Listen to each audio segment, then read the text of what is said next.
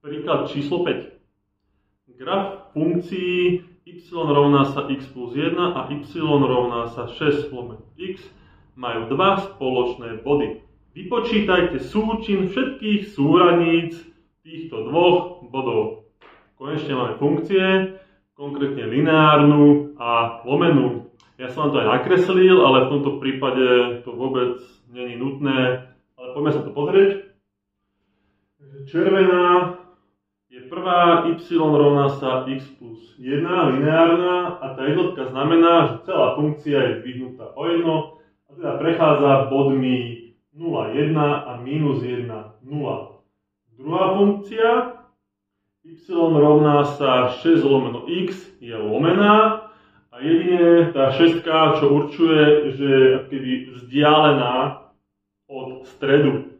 A keď si doplníme nejaké body, ktorými prechádza, tak to bude 6, 1 a 1, 6 a zároveň minus 6, 1 a minus 1, 6.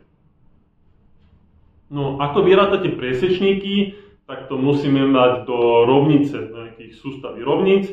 A keďže máme krásne vyjadrené y-ky, tak to len dáme spolu do rovná sa.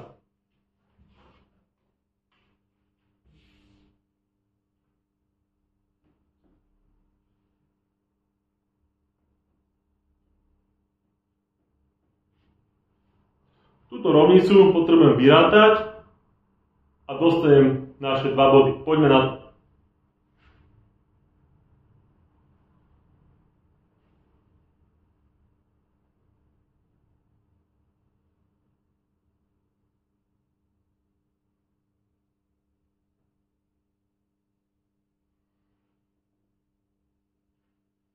No ako vidíte, dostali sme kvadratickú rovnicu. No a buď na to použijeme ten veľký zdĺhavý vzorec. x1, 2 sa rovná minus b, odmocnina b na druhu minus 4ac, čo je diskriminant lomeno 2a. Alebo to upravíme na také dve zátvorky, tzv. Vietové vzťahy.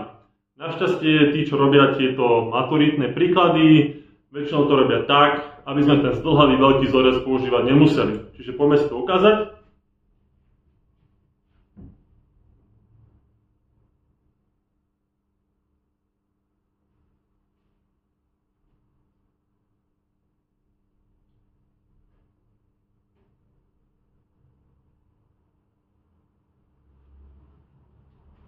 No, mám to opravené a keď si to roznásobíte, tieto dve zátvorky, dostanete presne toto.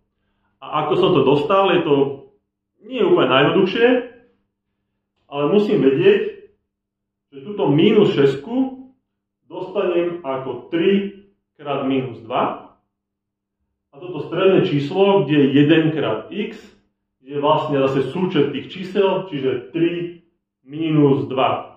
Treba to nacvičovať a potom vám to pôjde.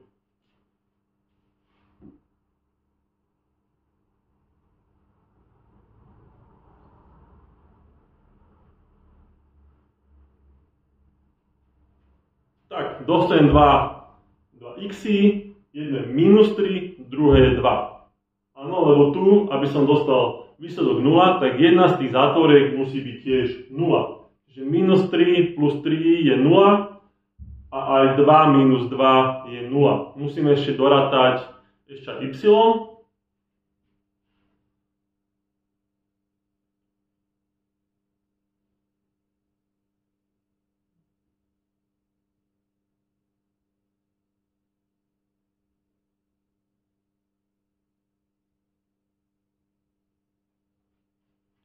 Stačí, keď tie x jedno aj druhé dosadím buď do jednej rovnice alebo druhej. Musí mať byť to isté. No a oni chcú súčin všetkých týchto čísel.